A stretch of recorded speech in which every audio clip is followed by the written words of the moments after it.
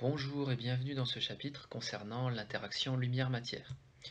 Alors, dans première partie, il convient de faire quelques rappels de première, notamment sur le photon.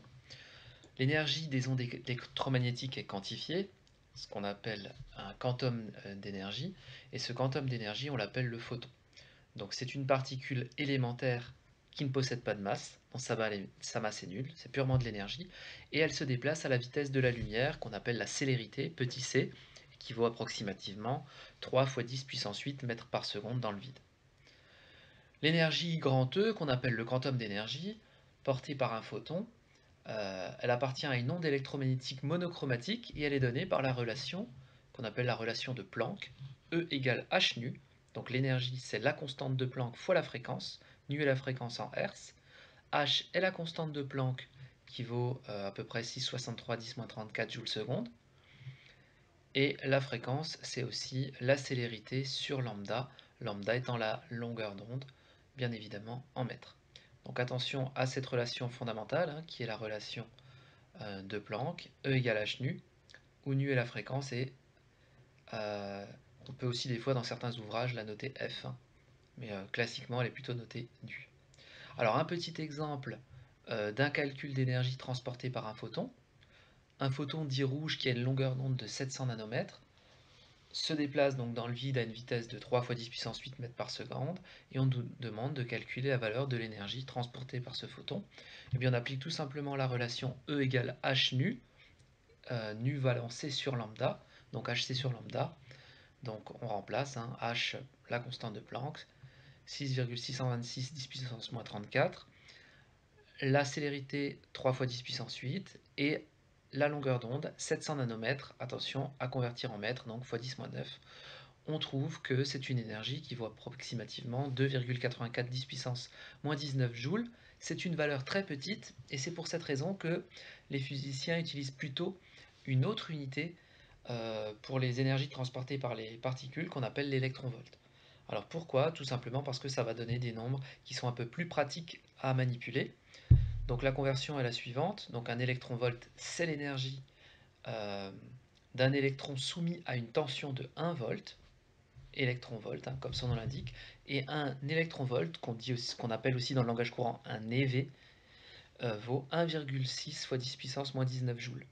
Donc si on convertit les 2,84 10 moins 19 joules en électronvolt avec cette conversion d'unité, eh bien on divise tout simplement la valeur par 1,6 10 moins 19 et on trouve 1,77 électronvolts ou EV, qu'on peut prononcer ainsi. Donc ça fait des unités, des nombres plus pratiques à manier qu'avoir des nombres très petits en 10 puissance moins 19. 1,77 électronvolts, c'est plus aisé pour en parler. Alors on arrive à l'effet photoélectrique, et notamment l'expérience de Hertz, donc une expérience qui n'est plus toute jeune, qui date de 1887, et on va d'abord analyser une expérience reposant sur le principe de cette expérience d'Hertz qu'on peut refaire en laboratoire. Donc je vous propose de regarder rapidement la vidéo.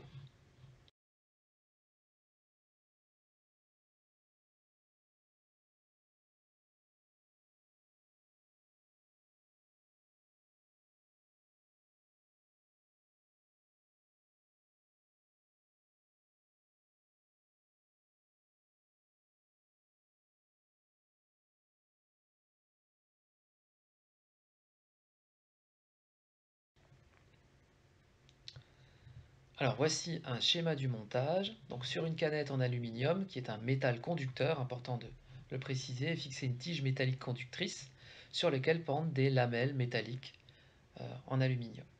Première étape, on a un bâton en plastique qui est frotté avec un papier qui se charge négativement. Des électrons ont été déposés à sa surface et ce bâton est approché des lamelles métalliques. Alors qu'observe-t-on? Eh bien, ces lamelles s'écartent les unes des autres. Des électrons du bâton ont été transmis à ces lamelles qui possèdent des charges de même signe. Or, des charges de même signe se repoussent, résultat, elles s'écartent.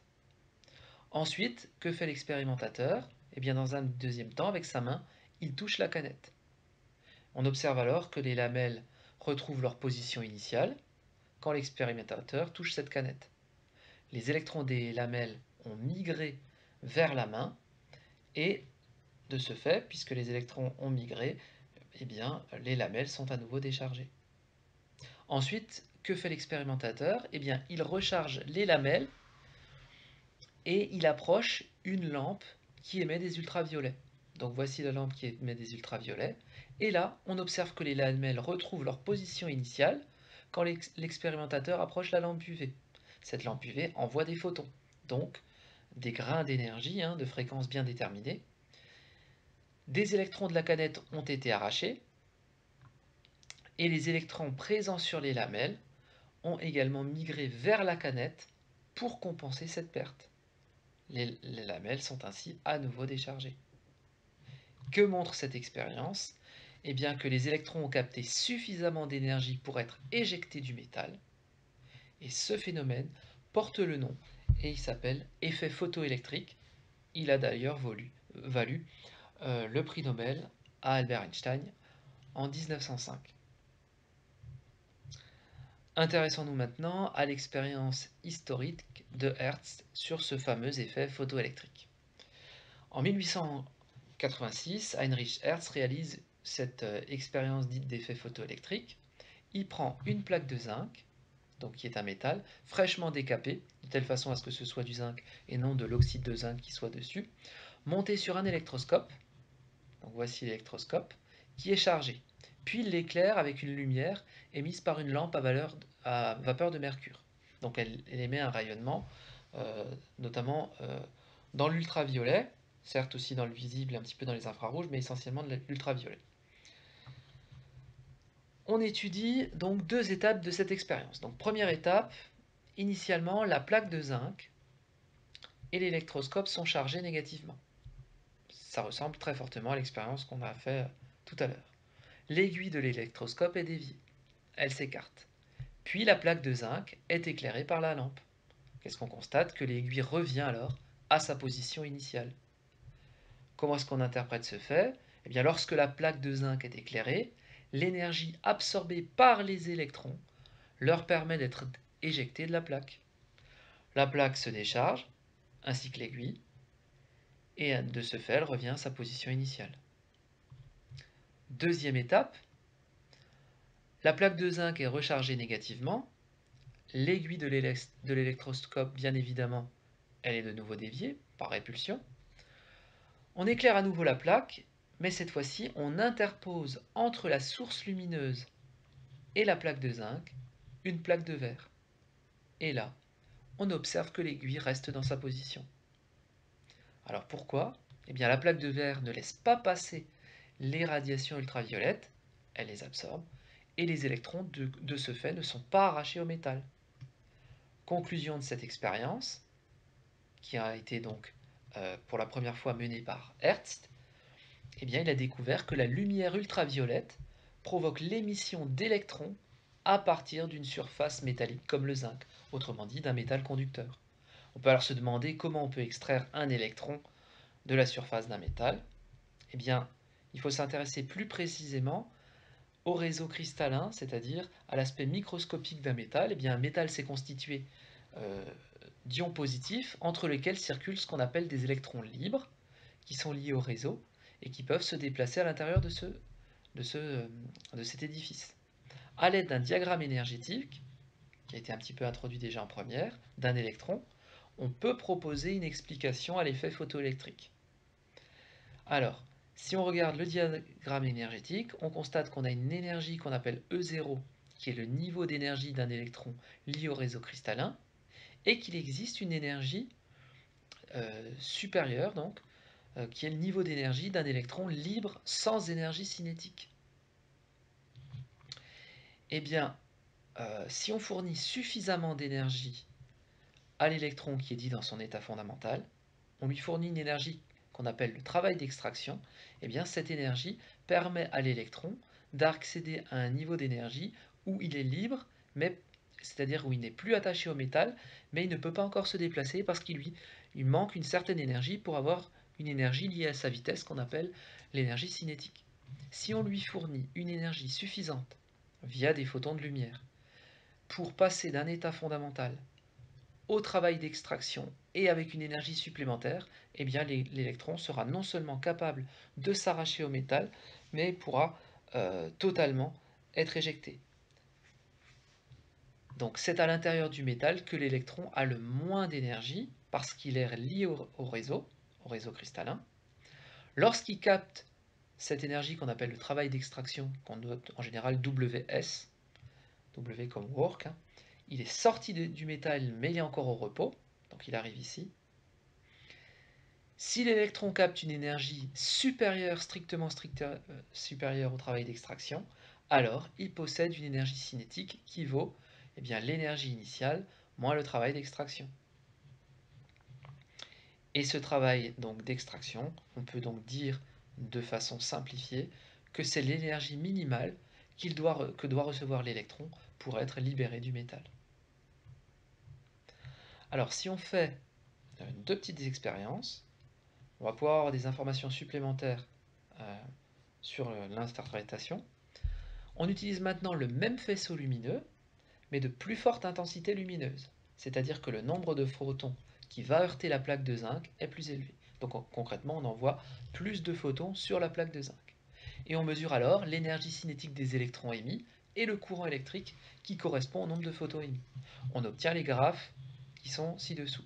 Donc on a ici le courant d'électrons en fonction de l'intensité lumineuse.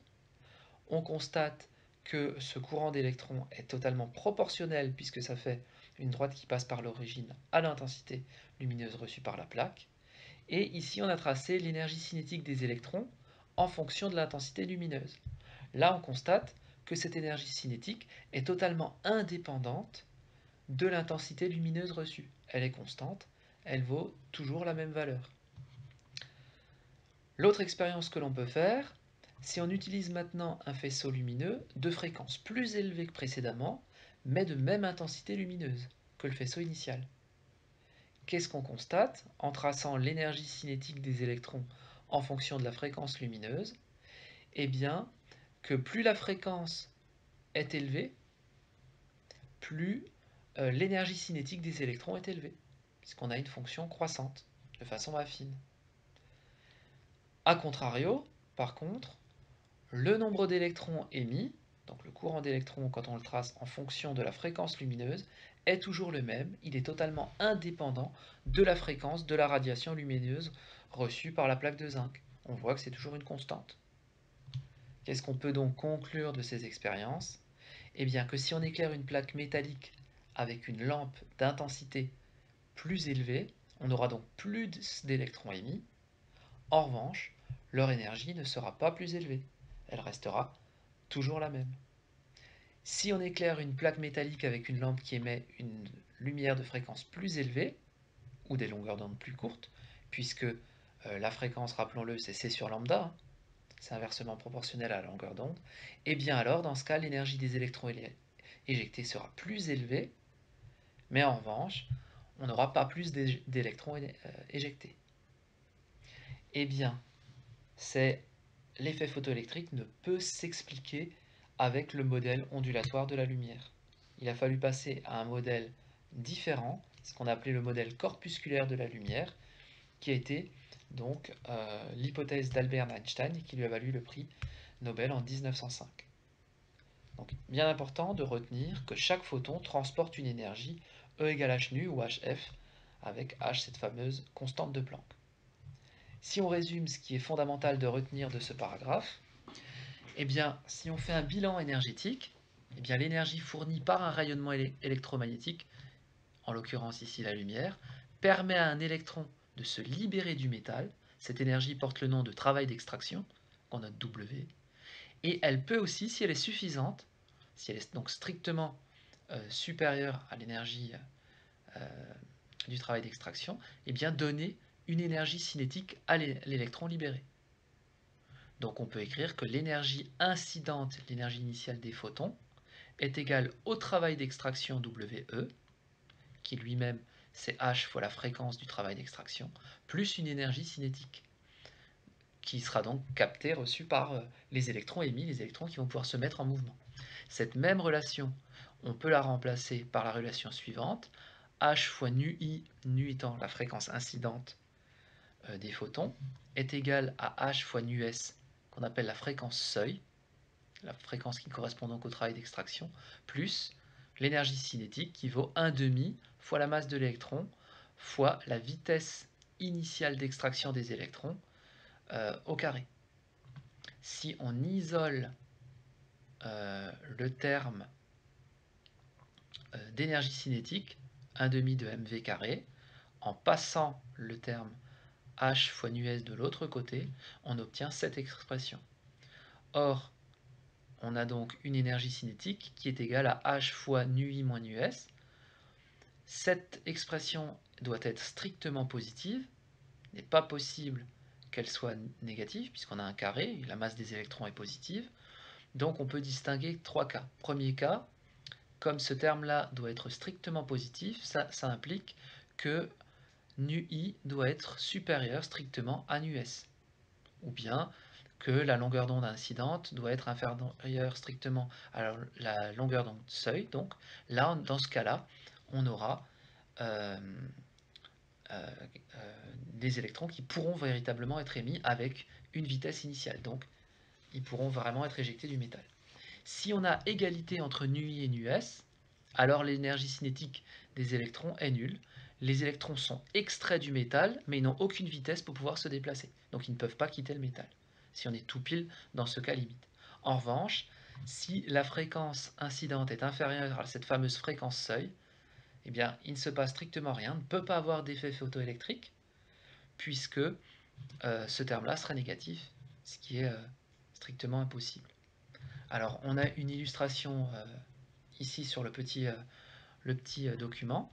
On voit que la lumière rouge, donc la lumière rouge qui a une longueur d'onde relativement élevée, donc une fréquence faible, ne permet pas de créer un effet photoélectrique. Donc quand la plaque de zinc est frappée par une lumière rouge, eh bien ça ne met pas en mouvement, ça ne permet pas d'extraire des électrons de cette plaque.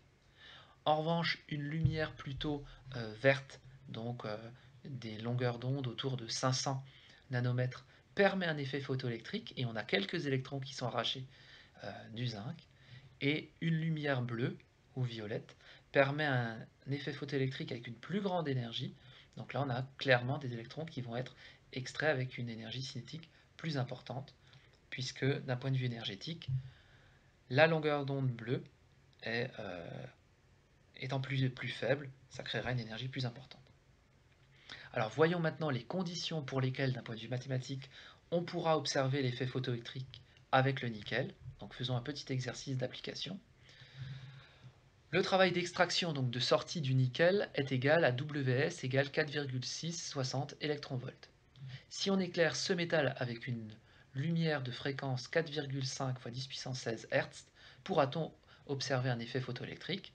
Autrement dit, pourra-t-on extraire, arracher des électrons de ce métal? Et si oui, quelle sera alors la vitesse de ces électrons qui sont éjectés? On a quelques données. Eh bien, donc, la conversion avec les électronvolts, la masse d'un électron et la fameuse constante de Planck.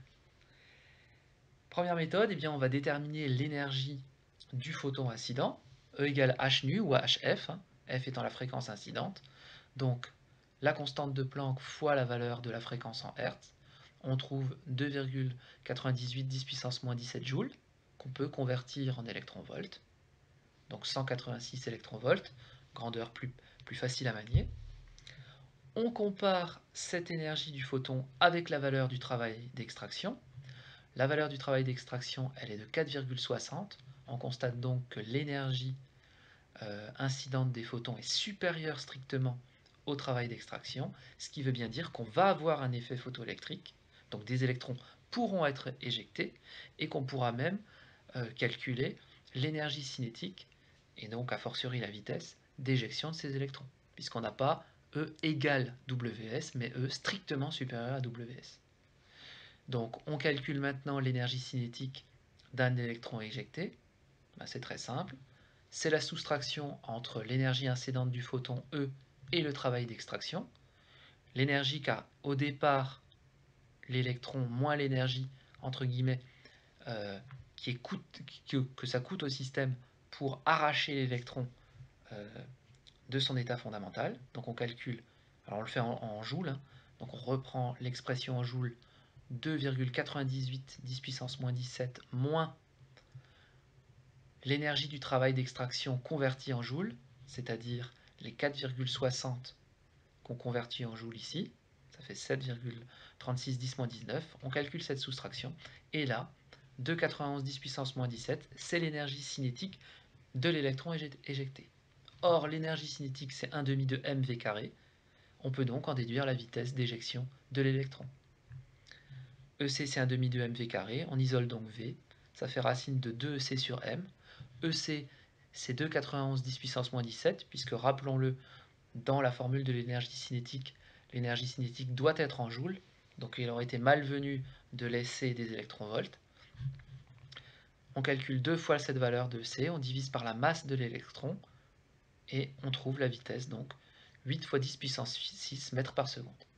Donc dans cet exercice, on a bien réalisé un effet photoélectrique et on connaît la vitesse d'éjection de ces électrons lorsqu'ils sont donc éclairés par une lumière incidente de fréquence 4,50 fois 10 puissance 16 Hz. Alors, paragraphe suivant, l'absorption et l'émission de photons dans le cas des cellules photovoltaïques. Une des applications de cet effet photoélectrique, c'est évidemment ce qu'on va retrouver dans les panneaux solaires photovoltaïques, et ce qu'on appelle l'effet photovoltaïque, c'est-à-dire la production d'un courant électrique au sein d'un matériau soumis à un rayonnement électromagnétique, donc typiquement de la lumière, est utilisé dans les cellules solaires, et ça permet donc de convertir directement l'énergie issue de la lumière, notamment des rayons du soleil, en énergie électrique par le biais de certains matériaux qu'on appelle des semi-conducteurs, donc qui sont des matériaux qui ont des propriétés électriques particulières, hein, qui ont des charges positives et négatives, et donc sous l'effet de la lumière. Donc voici le diagramme énergétique, donc l'énergie solaire transmise par les rayons, est reçue par la cellule photovoltaïque. Bien évidemment, il y a des pertes sous forme thermique puisque le panneau se réchauffe, mais aussi une partie réfléchie. Il faut savoir que typiquement, on a à peu près 5% de pertes par réflexion, hein, sur un panneau solaire. Et cette cellule photovoltaïque, donc qui utilise l'effet photoélectrique, convertit l'énergie solaire en énergie électrique. C'est donc un courant continu qu'on va directement pouvoir utiliser ensuite dans le réseau électrique. Dans les habitations, par exemple, on utilise derrière cette énergie électrique un onduleur pour retransformer le courant continu et le réinjecter en courant alternatif, hein, et le réinjecter dans une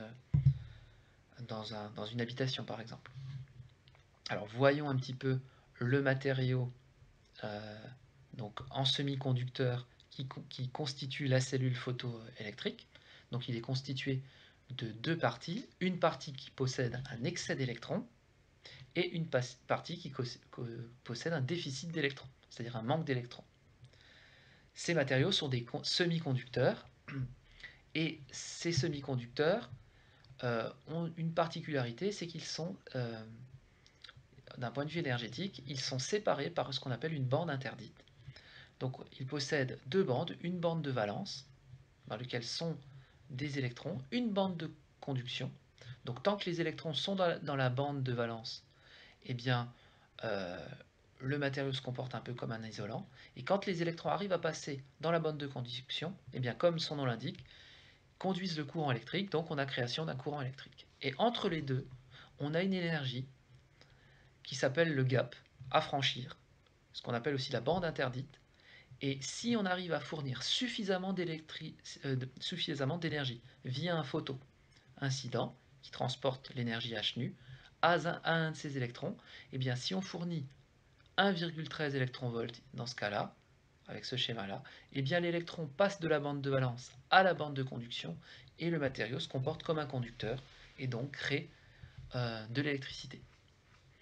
Alors, ça c'est un diagramme qu'on retrouve dans les semi-conducteurs.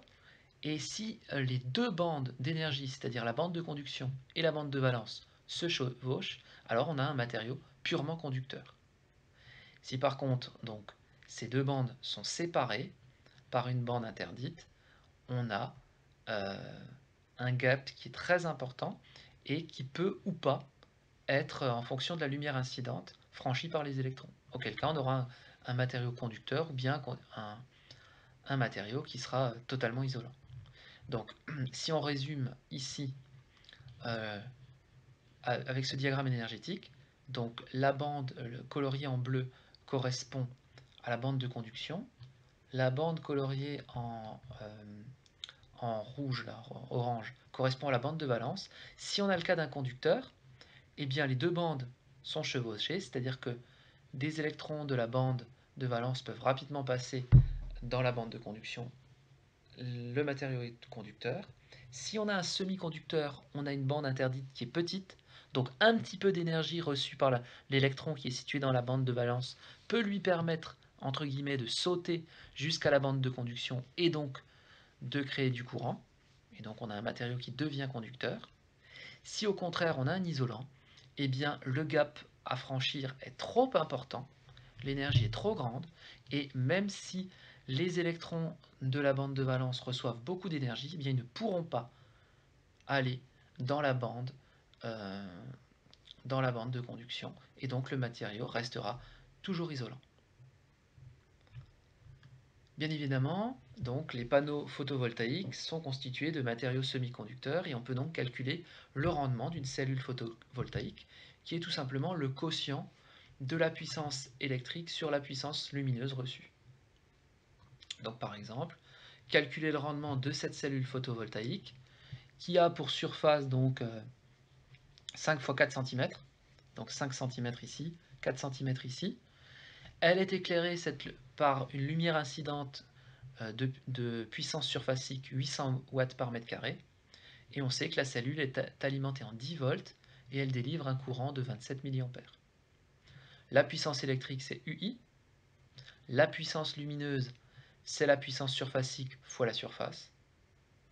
On calcule la surface en mètres carrés, 5 x 4 x 10-4. La puissance surfacique, elle vaut 800 watts par mètre carré. Et bien entendu, tension et intensité, c'est la puissance électrique. U fois I, avec U en volts, donc 10, et I 27 mA, donc 27 10-3 en ampères. On fait le calcul et on trouve le rendement du panneau photovoltaïque qui, dans ce cas-là, vaut 17%. Une LED ou une diode électroluminescente, en français c'est DEL, diode électroluminescente, en anglais c'est l'acronyme c'est Light Emitting Diode, donc diode électroluminescente. Le symbole d'une LED c'est celui-là. C'est donc un dispositif qu'on retrouve de plus en plus dans un petit peu toutes les ampoules.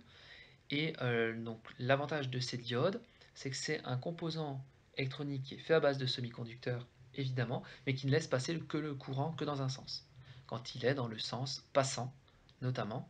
Donc d'un point de vue du symbolisme, on peut le représenter ainsi.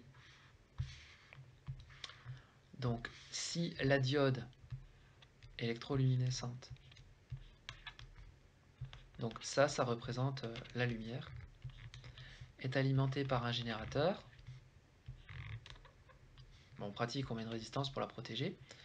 Alors, si le générateur est branché ainsi, plus-moins, c'est-à-dire que le courant sort du plus, va dans le moins, voilà le sens du courant.